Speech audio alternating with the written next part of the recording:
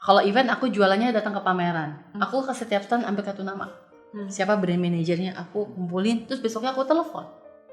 Halo, aku Farida dari ini, aku mau kenalan dong Pak. Terus dimatiin handphonenya. Iya. Terus dari Ratnalisi barulah aku pegang banyak artis. Ada Uya. Oh, Uya sama lo juga? Iya, sama aku bikin konsep Cinderella. Selain Uya, aku pegang juga Andre. Andre siapa nih? Andre Taulani. Oh, oke, Andre Taulani. Andre Stinky. Nah, aku yang host juga. Terus yang paling seru lagi, Ria Dewanto sama Atika Aswalan, dan itu kita bikin weddingnya di Pulau Kelor. Dia laporin aku ke polisi pencurian komputer, dan rekening aku di PT itu di freeze sama polisi. Dan aku baru punya anak 1 tahun dan aku nggak bisa beli susu anak aku. Ya ampun. Karena uangnya di situ semua. Ya udah, akhirnya dicek sama orang pinter bahwa ya aku dikirimin hal bisnis kayak gitulah, bola api ke rumah. Biar apa? Berniat tidak baik, of course.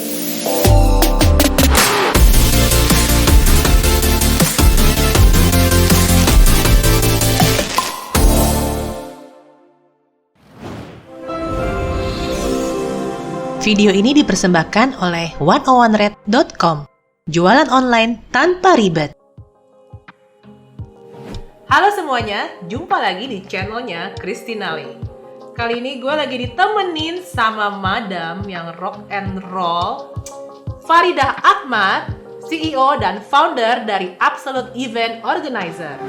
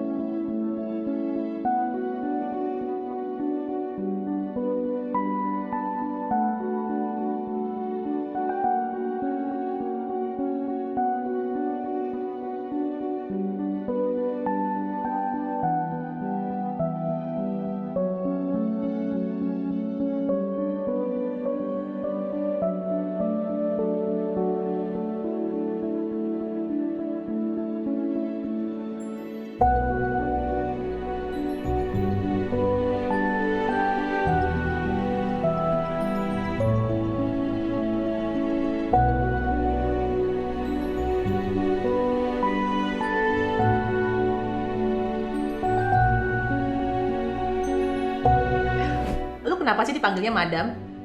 Kenapa dipanggil madam? Sebenarnya di dunia I.O. aku biasa megang SPG, Asher. Mereka tuh enggan manggil aku ibu karena aku juga nggak mau dipanggil ibu. Akhirnya mereka menyebutlah namanya madam.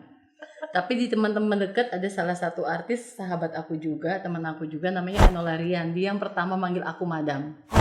Keterusan dari Enolarian ke SPG manggil aku madam sampai sekarang disebutnya madam. Oke, awal karirnya itu gimana? Awal karirnya sebenarnya aku awalnya lulusan komunikasi terus kerja di TV. Dia salah satu stasiun TV namanya TPI, jadi wartawan gosip. Jadi aku biasa gosipin artis. Oh gitu. Jadi aku angkatan pertama tuh, awal-awal gosip show, kabar-kabari. Oh ya, pokoknya baru 5 stasiun TV waktu itu ya, tahun 2000-an cuma 5. Nah, saya di TPI. Terus jadi MC. Karena kenal artis, jadilah WO, pegang banyak wedding artis. Nah, karena banyak megang wedding artis, ya lumayan lah namanya mulai banyak yang kenal. Sering bikinin wedding artis dan juga beberapa pejabat gitu loh, Ci. Baru akhirnya ke I.O, punya production, punya event atau punya perusahaan promotor, bikin konser gitu. Bikin konser apa? Konser musik. Seriusan kayak konser-konser luar apa lokal? Lokal. Cuma sebenarnya kalau yang promotor aku baru mulai 1 tahun. Nah, terus juga berarti bisnis yang sekarang dijalani itu apa aja? Itu kan ada Absolute. Absolute. Terus ada lagi nggak? Jadi Absolute itu event organizer. Kita ngerjainnya dari event ya belasan juta sampai yang besar lah gitu. Yang MM-an lah ya. MM-an. Semuanya based on request klien. Ulang tahun kita kerjain, backdrop doang kita kerjain. Jadi ya senang aja karena passionnya aku mungkin di situ. Wedding organizer namanya Absolute juga. Kalau wedding organizer sih jujur aku sudah 4 kali ganti nama. Kenapa? Beberapa kali kongsian sama temen, sempet ya ada cerita nggak enak, akhirnya ya ganti nama. Tapi akhirnya sekarang wedding organizer-nya pakai namanya tetap Absolute. Ya, terus juga ada production, aku punya in-house, bikin stage, bikin backdrop, bikin ya kalau event kan ada backdropnya, ada Iya, stage-nya, jadi aku in-house sendiri, punya sendiri. Terus kalau yang belasan juta itu lu ngadainnya di mana? Bukan di McDonald kan? Enggak. Gue tiba-tiba jiper gitu denger angkanya. Kalau belasan juta biasanya kan lebih kayak paket makannya dari dia sendiri. Oke. Aku yang MC-nya, backdropnya, organ tunggalnya atau acaranya. Terus yang terakhir kita punya promotor namanya lagi-lagi event, lagi-lagi entertainment yang khusus untuk konser musik. Itu baru Februari kemarin aku launching. Terus startnya corona. Oh. Tapi sempet ngadain. Udah, itu launching dalam rangka ulang tahun Absolut yang ke-17. Kita launching lagi-lagi entertainment dan kita bikin konser sukses, rame. Itu Februari awal. 1 bulan itu kita minimal 3. Gila. Minimal 3. Karyawan aku kan 35 orang, Ci. Tetep aja. Ya kan 1 bulan 3 kali event. Ci, kan kita ngomong operasional dong. Operasionalnya aja berapa? Gue sih ngebayangin loh, karena gue tuh pernah kerja di multinational company, itu tuh bikin event 1 bulan, satu yang sebulan satu, itu persiapannya aja udah 6 bulan sebelum. Ya benar. Urus ini ya, itu termasuk pitching vendor, IO juga sih. Betul. Tapi lu sih sebulan 3. Iya, alhamdulillah. Nanti kita tanya ya tips-tipsnya gimana tuh, manajemen waktunya kayak gimana gitu loh. Sama manajemen people-nya yang keren sih ini. Sebenarnya aku lulusannya PR, public relation. Niatnya mau kerja di perusahaan besar ya PR lah gitu. Makanya nge-MC. Tapi ketika terjun di dunia infotainment, kenal banyak artis kok seru ya gitu. Bikinlah WO. Kalau ditanya banyak tantangan nggak? Wah luar biasa sih Ci. Kalau reporter itu aku pulang liputan aja bisa jam 2 pagi. Karena nungguin konser. Misalnya kita liputan slang di Sarinah. Mereka selesai konser aja jam 1. Aku nungguin selesai baru interview, selesai jam 2. Jam 2 aku balik lagi ke Pondok Gede, TPI di Pondok Gede. Terus aku ngeliat gitu, cek hasil liputannya menit per menitnya, kasih note ke editor. Pagi-paginya harus nyampe lagi nungguin auditor buat cek hasil dia ngedit, buat tayang misalnya malamnya atau besoknya. Wah itu capek banget. Gila kejar tayang banget. Kejar tayang, dan itu makanya aku bilang untuk jadi wartawan infotainment tuh nggak gampang. Kita harus bikin cerita yang bener-bener bisa jadi tren atau cerita yang orang pengen tahu kekepoannya netizen itu sama artis ABCD gitu loh. Nah awal-awal lu akhirnya memulai bikin wedding organizer gini, lu belajarnya di mana gitu? Kayak misalnya wedding organizer tuh butuh apa aja sih, checklistnya segala macam, terus juga dekornya itu kan lu sebenarnya mesti punya mesti resourceful banget dari segi Betul. network, mulai dari MUA-nya lah, apanya lah segala macam, fotografernya, MC-nya. Kalau dulu nggak ada sekolahnya atau didak aja, belajar learning by doing. Tapi karena mungkin backgroundnya komunikasi, jadi tahulah dan mungkin passionnya di situ, jadi cepat banget belajarnya. Nah kalau ngomongin wedding kan, ya ngerti lah dari persiapannya, tanggalnya, konsepnya segala macam aku urusin gitu. Ngertinya awalnya Ngertinya, karena sering nge-report. Sering ngeliput. Ya sering nge-report. Aku ngelihat, oh kayak gini aku juga bisa gitu kan. Akhirnya ada almarhumah Nira Stania, aku lupa Nira Stania, almarhumah udah meninggal dulu, adalah reporter di Plus, minta tolong bantuin aku bantuin, cuma nggak full sih bantuin. Dari situ lucu juga ya aku bantuin. Akhirnya Ratna Listi waktu itu weddingnya di Madiun. Ini yang pertama nih. Iya, aku bikin macet Semadiun. Kok bisa? Bisa karena Ratna Listi artis, public figure, terus dia juga ya networknya juga bagus sama pejabat. Oh gue pikir lu bikin panggungnya tengah jalan gitu loh yang kayak macet semua. Aku bikin konvoy. Oh bikin konvoy dia gitu. Terus dari Ratna Listi barulah aku pegang banyak artis. Ada Uya. Oh Uya sama lu juga? Iya sama aku bikin konsep Cinderella. Selain Uya aku pegang juga Andre siapa nih? Andre Taulani. Oh oke, Andre Taulani. Andre Stinky. Nah aku yang ngurus juga. Terus yang paling seru lagi Tia Dewanto sama Atik Haswalan, dan itu kita bikin weddingnya di Pulau Kelor. Di Pulau Kelor. Gue tuh pas lu ngomong kayak gini, yang ada di otak gue tuh gue ngebayangin segala operasionalnya itu loh. Luar biasa ya. Gila, tamu, naik boat, apa, mobilnya siapa yang valein, parkirin. Oh my god. Nah Rio Dewanto sama Atika Haswalan itu kita bikin di Pulau Kelor. Itu event pertama wedding di pulau itu yang tidak ada infrastrukturnya. Di pulau itu bener-bener pulau kosong, tidak ada toilet, tidak ada listrik, tidak ada apa-apa. Yang kasih ide married di situ siapa? Mereka berdua suka banget, memang unik mereka berdua, dan mereka pengen banget punya konsep wedding yang memorable dan juga punya nilai histori ya. Waktu acara wedding Atika sama Rio ini kita di syuting sama Net spesial. Net TV masih baby tuh di waktu saat itu ya? Ya baru. Dan aku syuting dari awal preparation sampai event. Jadi Net TV tuh ngeliput kita heboh-hebohnya, meeting-meetingnya. Jujur aja, memang waktu saat dibilang mau married di sini kan kita cari kan, wah gila challenge banget. Kalau buat seorang IO dikasih beban atau dikasih brief tuh bukan beban, tapi challenge nih. Oh ternyata pulaunya kayak gini. Ayo survei. Anak produksi manggil aku kan teteh ya. Teh, gak ada apa-apanya. Jadi Pohon doang. iya, sama ada bundaran gitu. Jadi bayangin kita catering bawa dari luar. Genset kita bawa dari luar. Sound system bawa dari luar. Dekorator dari luar. Pawang semua dari luar. Biar gak hujan. Iya, harus dong. Kan kita usaha ya. Terus semuanya makanan sampai WC kita bawa dari luar. Air bersih dari luar. Semua kita bikin semua dari luar. Dan tamu dari datang di Ancol, tamu dari Ancol disiapin ini private itu ya, booth buat sampai ke. Berapa banyak tamunya? Nggak banyak sih, 300-an. Ya tetep aja. Dan itu memang maksimal sama Pak Ahok dan dari Dinas Pariwisata. Memang kita dimaksimalin nggak boleh lebih dari berapa orang, berapa kilo, karena ini Pulau Kelor dari yang besar mungkin udah bertahun-tahun jadi kecil kan, dan itu kita semua produksi sendiri, ngerjain sendiri, diliput sama Net TV. Belum lagi nanti setelah acara sampah-sampahnya. Nah itu sempat keluar gosip, itu sempat bikin drop aku dan juga ya teman-teman ya. Kita habis selesai itu kan mengumpulkan sampah itu di salah satu titik. Ternyata ada netizen jahat, kena angin kan sampah itu, berserakan lah, difoto sama dia, dikeluarin di sosial media. Atika, Rio balik lagi lu bersihin sampahnya. Panik kita, secara kita baru selesai acara kan. Ayo gimana, kita cek, suruh tim lihat kesana, nggak taunya sampahnya cuma seonggok aja, cuma di Ngerti. viralkan karena ada unsur-unsur lainnya gitu. Karena itu pulaunya wah heboh banget. Jadi suka dukanya tuh banyak banget yang gila ya, kita nggak nyangka ada orang sejahat itu, padahal kok kayak gitu bisa jadi viral, bikin isu kayak gitu. Wah kasihan banget, kasihan tim ya yang sempat drop ya, kok bisa sih kayak gitu-gitulah.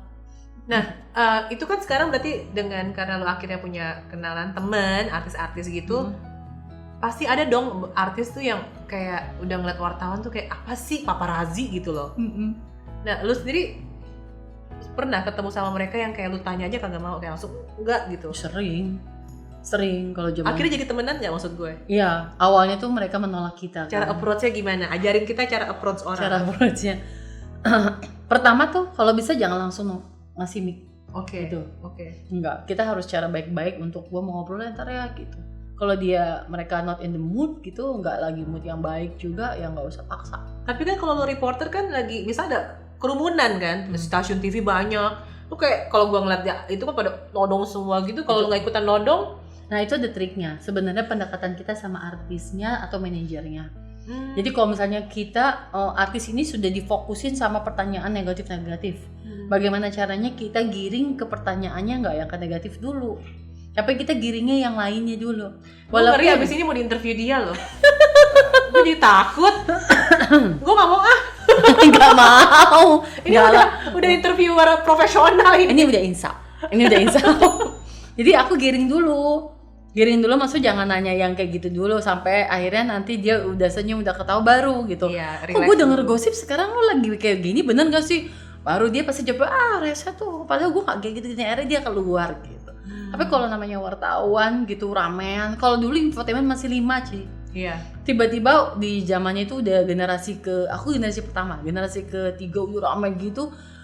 Wah banyak kan infotainment dan juga wartawan bodrek. Wartawan bodrek itu wartawan apa sih? Wartawan itu ada surat kabarnya yang nggak ada medianya, cuma pakai name tag doang. Gue wartawan terus minta duit, itu yang bikin jelek. Itu wartawan bodrek. Gue pernah dikejar wartawan bodrek. Apa dikejar-kejar? Wartawan bodrek gue sampai ngumpet di toilet. Kenapa? Kenapa dia ngejar-ngejar lu?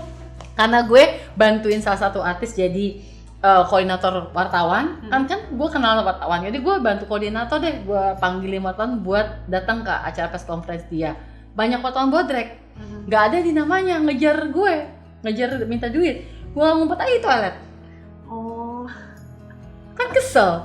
iya. Dan mereka yang mengatasnamakan nama, ini gue media ini, tapi kita saklek kan. Nggak, you are not in the list, lu nggak ada di daftar undangan kita, jadi nggak bisa masuk. Nggak bisa, terus kan ngejar souvenir. Maaf ya, kita ini udah hal biasa, tapi akhirnya kita sekarang lebih pinter aja kalau untuk bikin press conference di event aku atau event-event klien. Jadi benar-benar sudah diundang, datanya ada, mereka konfirmasi via WhatsApp atau via email. Dari situ dia datang, kita lihat namanya sesuai, terus nanti setelah selesai dia harus kasih kita report seperti apa gitu. Press conference ini untuk masuk kayak ke internet atau ke stasiun TV sih?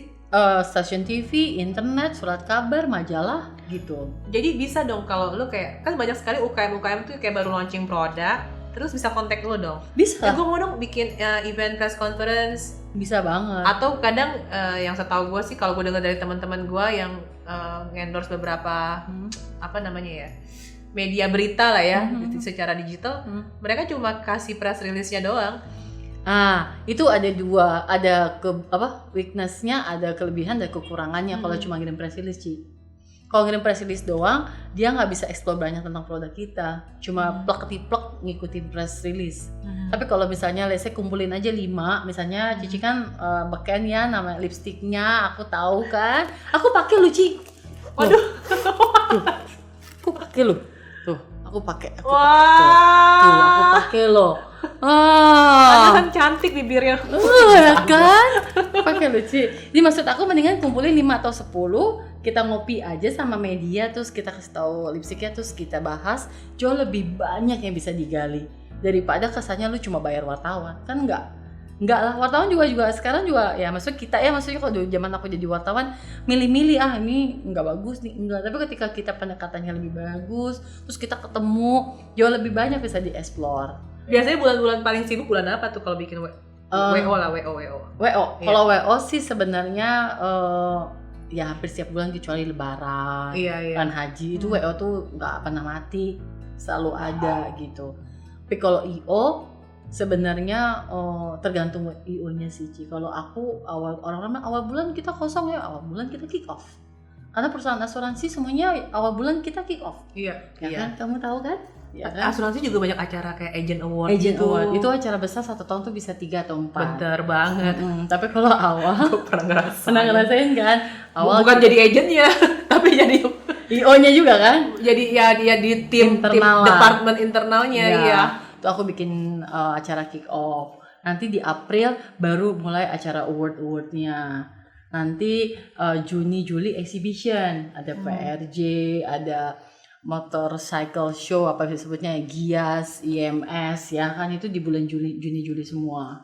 Di September baru tuh mulai acara-acara gathering juga. Gila, lu sih gara-gara Covid gini berasa banget dong.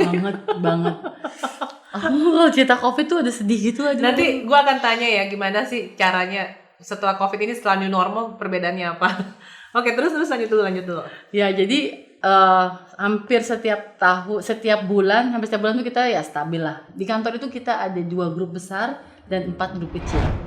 Jadi masing-masing grup ini punya project manager, yang satu urus insurance, satu lagi misalnya lifestyle atau otomotif. Jadi udah kita bikin pembagian timnya gitu. Jadi kalau dari awal dia udah biasa sama grup ini nih, berarti aku terus kasih dia. Kenapa? Karena udah terbiasa dengan gaya klien kan beda-beda. Iya.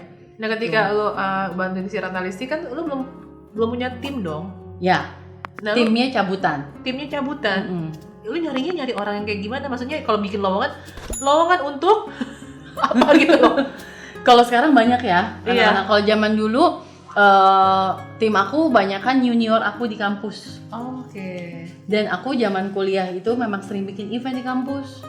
Oh. Pengalamannya dari kampus, organisasi di kampus, dan aku jadi apa ya bahasanya UKM kesenian bahasa dulu tuh. Dan aku yang sering bikin event di kampus. Kayak event-event kayak apa? Kayak performance drama gitu. Iya, aku memang UKM kesenian, Iya, ketuanya UKM kesenian, dan aku bikin konser. Dan Farida Ahmad tuh zaman dulu kalau di kampus aku, mereka kenal nih orang yang bikin heboh kampus Mercu Buana. Aku datengin Tip X dan itu rame banget. Punya pengalaman bikin event gitu lah, makanya aku ketika jadi WO seru, bisa kok, ternyata cuma perlu gini-gini, ya udah aku ya cari tahu dari tadi rekanan aku tukang paket wedding yang dia biasa ngurusin sendiri kan, bahwa dia ternyata butuh lu WO karena dia cuma ngerti adat istiadatnya, bajunya apa. Tapi kalau dengan WO kan rapi, kita bikin timelinenya, kita bikinin rundownnya, detailsnya, bajunya apa, terus nanti dari bangun tidurnya pengantinnya ke kamar mana, di make upin sama siapa, keluarganya gitu. Jadi lebih terorganize lah. Berarti ibaratnya setelah lo resign dari yang si reporter ini, lo udah handling beberapa event. Ya, wedding, tapi bukan artis. Nah, lo promosinya gimana? Aku promosinya door to door. Maksudnya door to door? Kayak ini, kayak salah panci. Jadi kalau event, aku jualannya justru kalau event aku jualannya datang ke pameran. Kalau misalnya Cici tahu PRJ kan banyak butuh. Aku ke setiap stand ambil kartu nama. Siapa brand manajernya, aku kumpulin, terus besoknya aku telepon. Halo, aku Farida dari ini, aku mau kenalan dong Pak. Terus dimatiin handphonenya. Ya iya. Cewek ngajakin mau kenalan. Maaf Mbak, saya udah punya bini. Iya, matiin teleponnya. Tapi aku pantang menyerah. Keren. Aku telepon lagi gitu. Terus ya udah, mungkin keseringan ditelepon, penasaran adalah gitu. Kalau wedding justru aku word of mouth aja, mulut ke mulut. Karena yang pernah ngerjain satu orang dari Nirastania itu, terus dikenalin sama tantenya, sama omnya, atau terus dari Ratnalisti aku bikin heboh Semadiun itu, langsung referensin viral. Ya viral segala macem. Dan aku kan waktu itu megang artis bikin press conference. Jadi artis lain tahu kalau aku lo jadi WO-nya dapat press conference nih gitu. Iya, dan maksudnya mereka tahu kalau aku bisa ngerjain WO gitu loh. Berarti ini sebenarnya dari word of mouth, tapi lo juga didukung dengan resource lo yang sebelumnya lo sebagai reporter. Nah sekarang kalau misalnya orang yang mau baru mulai bisnis IO, harus jadi reporter dulu. Kalau IO yang aku bilang tadi, kalau IO aku jujur awalnya aku door to door, maksudnya cari kartu nama, terus telepon, Pak saya Farida dari IO ini, aku boleh kenalan nggak? Nah terus udah gitu tawarin apa? Terus aku minta ketemu. Jadi prinsipnya kalau mau jualan, pertama jangan jualan via telepon. Temuin. Kenapa? Ketika telepon dia cuma balik kasih nggak. Tapi kalau aku minta ketemu ya Pak, aku nggak ada waktu, ya udah aku tunggu Bapak, waktunya kapan. Nah tips kedua, sabar dan gigih. Kalau nggak sabar, nggak gigih ya udah gitu. Jasa itu kan adalah suatu hal yang harus kita butuh trust ya. Ketika dia lihat kita experience-nya, terus cara kita berjualan, oh ya gue percaya kan.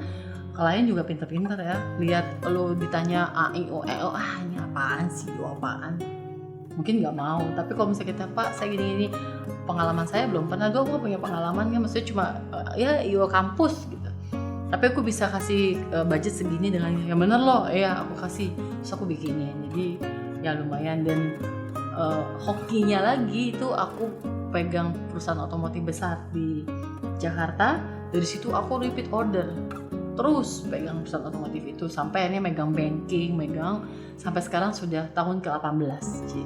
Berarti marketingnya hingga sekarang tetap masih mouth to mouth dan juga dari repeat customer ya? Ada sosial media sekarang. Social media, Instagram, ada website juga. Itu penting. Iya, karena untuk orang out of nowhere dia search gitu, IO Jakarta keluarlah Absolut. Nah berarti kalau yang mau 17 tahunan, baby shower, mungkin arisan, sering, yang belasan juta lah. Sering Ci. Jangankan belasan juta yang kayak gitu. Jadi istilahnya aku cuma mau selamatan 4 bulanan, aku kerjain. Jadi kita nggak lihat nilai projectnya, kita lihat rezeki yang di depan mata. Oke. Ya jangan membuang rezeki depan mata belasan juta ntar malah lu buang, nanti mungkin yang eman lu malah ikut kebuang. Iya. Jadi apa depan mata, alhamdulillah ya rabbil alamin, bisa nggak kata kerja, bisa ambil. Benar. Ini juga salah satu tips juga ya guys. Jadi lu ada uang sekecil apapun bisa jadi itu dari networknya si orang ini Bagus. merekomendasikan dapetnya ikan gede Iya, gitu. karena satu klien itu bisa bawa rezeki yang lain. Satu network itu bisa ya begitulah bergulung ya, jadi banyak, alhamdulillah sih kayak gitu. Keren banget. Nah terus yang tadi yang pertanyaan gue yang kalau berkompetisi dengan yang baru, Berkompetisi dengan yang baru dan lebih murah. ya, berkompetisi dengan IO baru dan murah itu yang bikin kita pusing. Oh gitu. Iya, karena kalau klien lihat murah, kita angkat tangan deh. Soalnya gini, pitching nih, berapa budgetnya? Belum tahu, konsep aja. Kita kasihlah konsep yang bagus. Wah mahal ya. Oh kita tanya harga berapa? Bingung. Terus ada IO murah yang ngasih harga murah. Jadi sebenarnya aku pakai strategi lah. Aku pakai strategi. Jadi biasanya gini, kita kasih 2 proposal, 2 budget. Ini budget murah, ini budget bagus. Itu yang pertama. Kenapa? Karena kalau dibilang pitching dan kita belum tahu budgetnya, suka kebelejok. Oh udah mahal, bagus ya, absolut tuh konsepnya keren banget, tapi mahal, jauh banget. Karena dia nggak bilang sama kita harganya berapa. Tapi kalau dibikin 2 konsep, ini harga minimalis, ini harga konsep. Kita bikin kayak gitu. Jadi dia nggak kabur di kesan pertama gitu. Terus yang kedua, aku selalu tegaskan atau menyampaikan ke klien, kalau kamu punya budget, share. Jadi kita bisa kasih. Dan karena kenapa? Karena banyak di sana, banyak IO di sana, IO baru yang mungkin pengalamannya belum banyak, ngasih harga murah tapi speknya nggak sesuai sama kita. Cici bayangin deh, kita ngomongin lighting kan, lighting 7 juta, lighting 12 juta. Wah absolut mahal. Speknya apa? Oh kita mah parnya 12 bar berapa biji, pakai moving lightnya aja 6, pakai apa kan itu spek. Makanya kalau di budget kita, ini tips juga yang mau usaha IO, detailing. Betul. Lighting 12 juta, speknya A, B, C, D, berapa unit. Jadi kayak nggak beli kucing dalam karung. Terus yang kedua lagi, kita selain tadi kita harus make sure aja bahwa konsepnya sesuai sama budgetnya. Jangan nanti udah pitching gue mau deh bener ya 100 juta gini, tiba-tiba udah jalan minta tambah nggak mau nambah. Udah deh nggak usah additional, bonus aja gue pusing. Jadi kita selalu kasih option lah sama klien. Nah kalau yang baru-baru gitu jujur lah, memang banyak banget, tapi kita selalu sampaikan ke klien, ya kita harganya segini, speknya ini. Kalau mau coba sama yang murah, silakan. Nah sekarang kayak lu kan berarti mesti banyak manajemen tim lah ya. Tim, belum lagi kalau nanti fotografernya rese, atau misalnya ada siapa wartawannya rese. Nah, lu cara menyatukan itu semua, apakah udah ada kayak pawangnya masing-masing gitu loh? Tim lu dari tim lu yang lu handling ini ya, lu handling ini kayak gitu-gitu.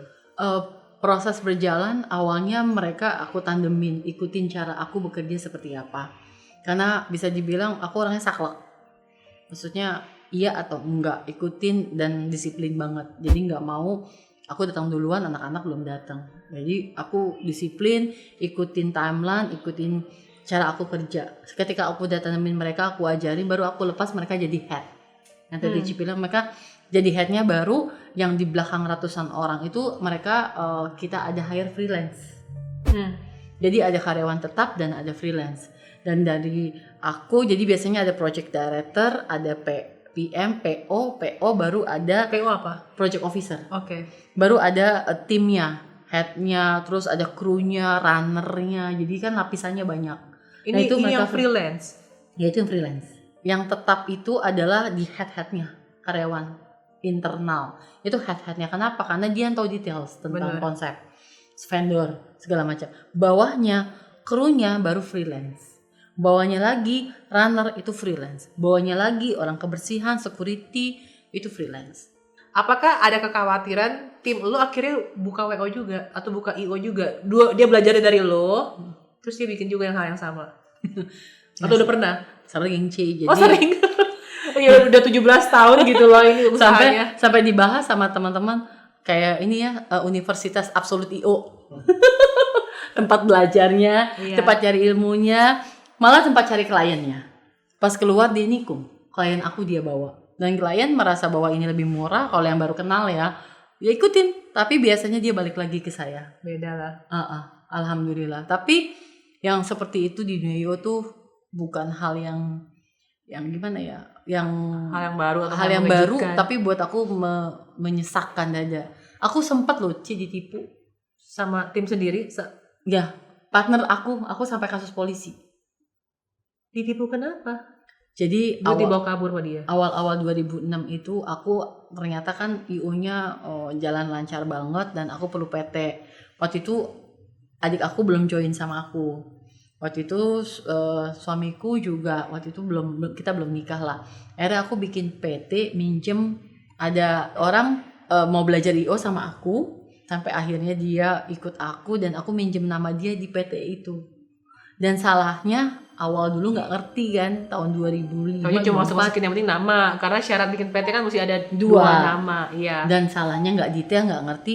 PT-nya langsung nama kita berdua dan sahamnya uang aku semua 50-50. Tapi duitnya sebenarnya dari lo semua. Aku semua, orang aku pinjem doang. Oh, Pinjam nama lu dong buat di PT gitu. ya ampun. Dan aku jalan, kantornya heboh.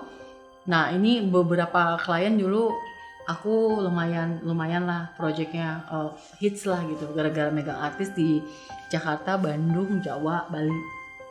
Ini klien Bandung, kok banyak yang komplain ke aku, Farida jangan di Bali mulu dong, kamu kan udah janji sama saya, kok bisa nggak datang.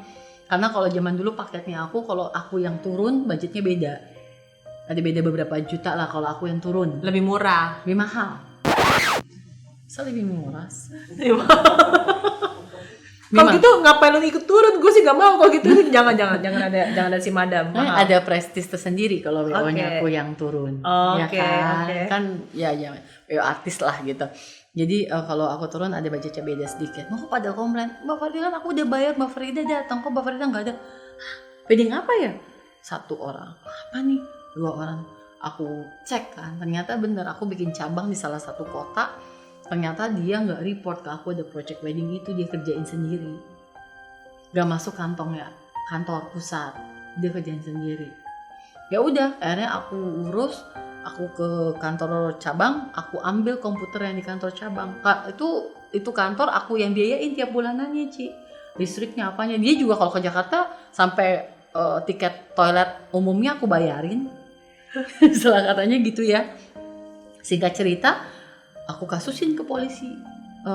Aku totalin 1M 2007. 1M dia korupsi. Jadi itu nggak cuma WO tapi IO. Nah karena dia I don't know how ya, punya mungkin karena lawyernya gimana atau keluarga gimana, dia dukung banget. Dia laporin aku ke polisi pencurian komputer. Maksud aku dibawa kantor polisi. Suami istri sama suami aku. Terus aku bilang, loh ini komputer gue yang beli, ini slipnya, ini kantor gue yang bayar, ini semuanya gitu. Terus langsung aku laporin balik korupsi ya, gitu, penipuan segala macam sebanyak 1M lebih.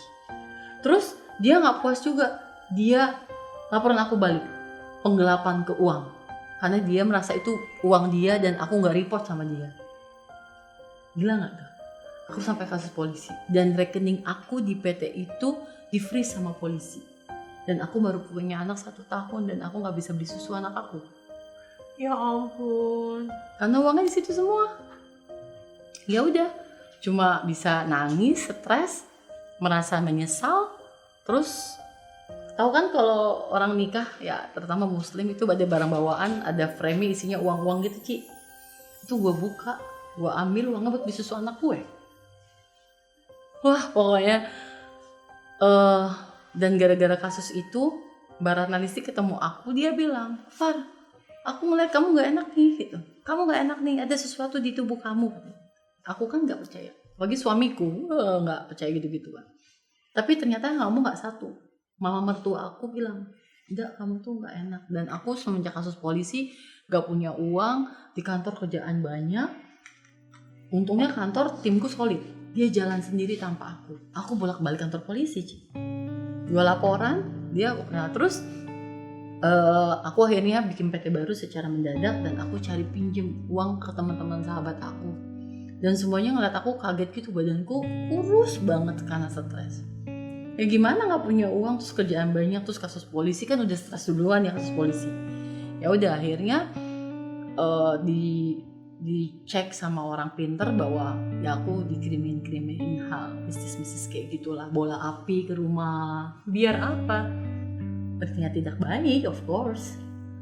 Kan suka ada yang biar rezeki lo hilang, ditutup rezekinya. Ada yang ngincer nyawa. Targetnya memang matiin gue. Gila.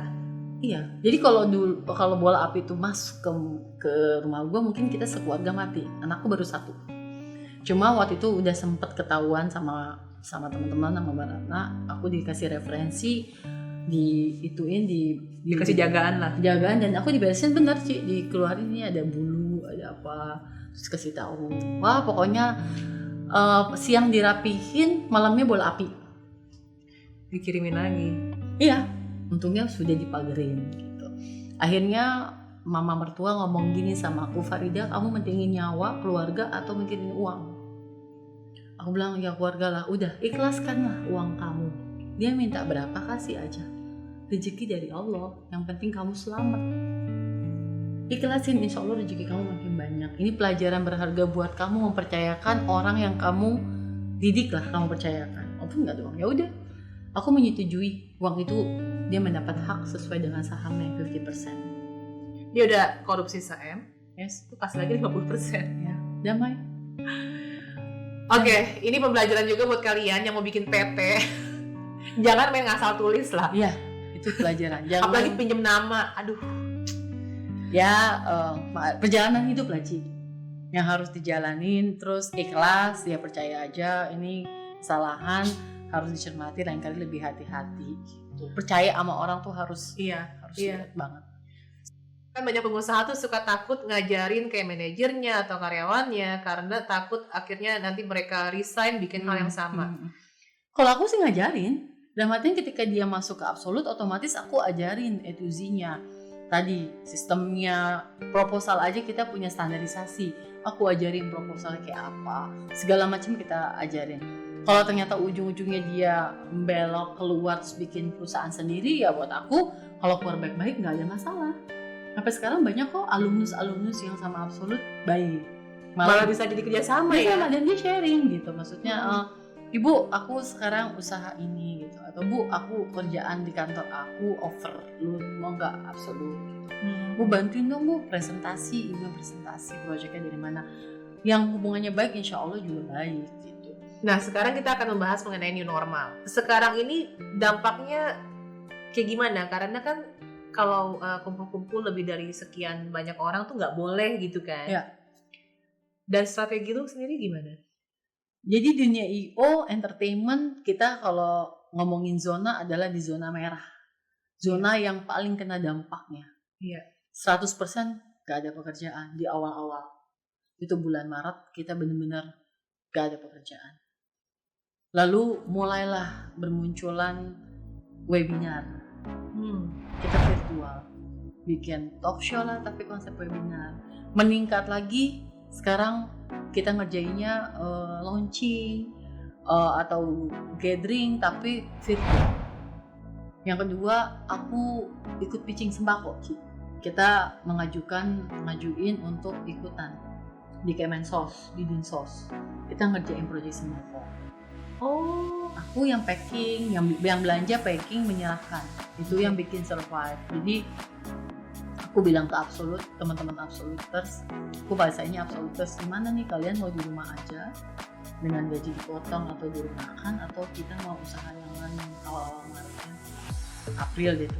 Ya apa aja Bu, apa aja. Udah aku cari link, cari project, dapatlah project sembako yang biasanya ngedesain, ngepak dus. Yang biasanya bikin budget, beli sarden. Ya beli pun segala macam. Ngepak terus sembako. Udah kita antar sembakonya ke titik-titik yang sudah ditetapkan sama Dinsos. Akhirnya dari situ baru kita sambil ngurus sembako tadi project-project yang bisa kelola pengadaan barang. Ya ada aja lah jalan. Sambil project-project kecil yang tadi aku bilang virtual event yang ya skupnya jadi kecil lah, tapi alhamdulillah itulah bikin kita survive dan tidak ada pengurangan karyawan sampai sekarang. Tapi tetap ada yang request untuk nikah nggak sih, kayak WO-in pernikahan dong, cuma di KUA mungkin 30 orang, 20 orang. Kalau WO rata-rata mereka memilih untuk reschedule di tahun depan. Oh, oke. Karena rata-rata konsepnya di ballroom, di hotel. Iya, Cuma bentrokannya itu schedule tahun depan pun ada beberapa yang punya tanggal. ngerti. Jadinya itu yang lagi di fight gitu. Nah, lu kan tadi bilang lu jadi dosen 4 tahun kan? Iya, Lu berarti ngajarin mereka ini mulai dari basic. Emang basic IO dan WO itu apa sih? gue ngajarin mereka dasar banget, bagaimana bikin konsep, bagaimana bikin cara dapetin ide, bagaimana turunan produksi, bagaimana bikin timeline, gimana tahu tren terus diaplikasikan ke sebuah konsep. Dan mereka happy gitu. Karena sekarang dunia IO itu udah kayak apa ya, daya tarik tersendiri gitu bagi anak-anak milenial sekarang. Kayaknya projectnya seru. Seru sih, gue dengerinnya aja seru. Iya, terus kenal banyak artis, terus ya gemerlap lah ya. Padahal stres juga. Iya. Nah, bagi tipsnya dong, salah satu aja, kayak misalnya cara mendapatkan ide gitu. Biasanya dapat ide dari mana? Kalau cara dapetin ide, pertama kita harus gali insight-nya. Kalau dari klien, kita gali dulu insight-nya. Apa ini kliennya, produknya apa, kelebihannya apa. Dari situ kita bikin notes apa aja, dari situ baru kita related dengan apa yang lagi tren. Misalnya milenial kah, atau konsep futuristik kah, atau apa. Jadi kita cari dua hal ini buat jadi dapat idenya. Jadi jangan bikin tiba-tiba sekonyong-konyong, apa konsepnya? Transformer. Hah, kok transformer? Padahal nggak ada related sama produk, nggak ada related sama si perusahaan. Tapi kita harus tahu banget, kita harus explore banget nih tentang si produknya. Itu tips pertama. Karena biasanya klien sangat suka sama IO atau perusahaan agency yang ngerti banget produknya atau perusahaan. Tips yang kedua, kita harus bisa mempresentasikan dan meyakinkan klien kita tentang konsep kita.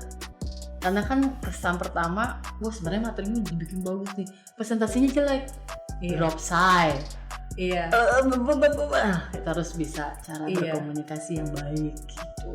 Tips lu buat mereka yang mungkin belum kuliah event management apa segala macam, kalau mereka mau bikin bisnis IO, itu apa aja sih? Mulai dari paling penting dulu deh. Kalau mau belajar bisnis IO, yang paling penting harus observasi dulu IO itu apa aja. Karena kan detailnya banyak. Iya. Ketika udah tahu detailnya banyak banget, harus yakin kalau kalian strong. Karena jadi IO tuh harus strong. 24 jam, Ci. Tidur cuma bisa jadi 3 aja, bahkan nggak tidur. Dan kita harus fokus. Kalau udah mau menjelang acara, iya. Walaupun kita kurang tidur, kita harus fokus. Gak boleh emosi. Benar. Ya, ketika poin-poin itu sudah merasa bisa, barulah bikin, jangan perusahaannya dulu. Timnya. Bikin timnya dulu, jualan, dapat proyeknya baru bikin PT-nya. Benar. Jangan salah, jangan bikin PT baru bikin proyek, cari proyek. Udah bikin PT, udah gaji karyawan, nggak bisa jualan. Boncos. Karena kan kalau udah oke proyeknya, baru kita kerjain, ada proses sekitar 3 bulan buat penagihan kan. Betul. Udah ada PT bikin bank cuma sebulan jadi kan. Iya. Baru deh. Jadi kalian nggak buang-buang uang di awal. Prinsip lu apa yang selalu jadi pegangan fondasi lu selama ini? Prinsip. Entah itu kata mutiara lah, quotes apa gitu. Prinsip gua jujur ya, tadi gua ulang terus, rezeki dari Tuhan, dari Allah, percaya aja dulu itu. Kedua, selama jadi entrepreneur, pengusaha, nggak pernah takut untuk kehabisan rezeki atau ditikung orang atau apa, enggak lah gitu. Ketiga, tim bagus itu, tim solid itu mempengaruhi environment di kantor. Jadi ketika kitanya happy, leader ya, aku sebutnya, aku leadernya juga ya, terbuka sama mereka, mereka juga terbuka sama kita, environmentnya terbentuk. Cukup klien aja yang berisik atau problem di luar, kitanya solid. Jadi kita saling melengkapi gitu.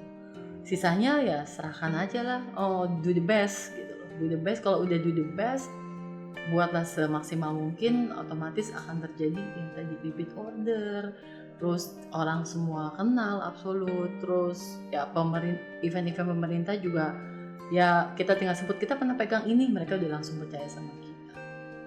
Jadi itu semua proses ya Ci, proses dalam artian enggak langsung seperti itu. Untuk bikin tim aja kan aku proses juga, bongkar pasang, oh pakai sistem ini nggak bisa, bentrok, rubah lagi sistemnya. Oh karena pertama itu klien akan lihat, oh kalau anak Absolut kayak gini, kerjanya kayak gini, jadi mereka suka gitu karena sistemnya udah kita bikin. Nggak boleh slow respon. Tanya teman-teman Absolut, kalau aku selalu ada di grup, jawab lebih dari 5 menit langsung aku tegur, jawab gitu, karena mereka pengennya kita dianggap kan. Terus selalu berikan yes sir, ya dulu mikirin solusinya, jangan enggak dulu, malas deh tuh ya kan. Baru yang ketiga ya kita kasih solusi, ini itu baru deh setelah lengkapnya ya kita tinggal jalanin. Karena kalau udah kuat sistemnya, kuat polanya, jalannya tinggal nerusin aja. Jadi guys, buat yang lagi pengen bikin event atau apapun itu in the next future, tahun depan maybe atau virtual, ini gue rekomen banget sih, serius. Dari tadi ngomongnya juga enak banget. Terus juga bisa lihat sendiri kan kalau cara lu manage timnya segala macam, solidnya, pelaksanaannya, eksekusinya juga mantap. Jadi apa nih? Pesan-pesan sponsor? Pesan-pesan sponsor, pokoknya jangan menyerah, harus semangat. Iya. Kita walaupun corona kita bisa loh. Apapun eventnya Absolut event organizer. Oke, gitu aja kali ya. Thank you ya for having me Iya. ya. Aduh seneng banget. Kita say bye-bye dulu. Saya Kristinali. Saya Faridah Ahmad. Jangan lupa subscribe, share, dan komen. Bye-bye.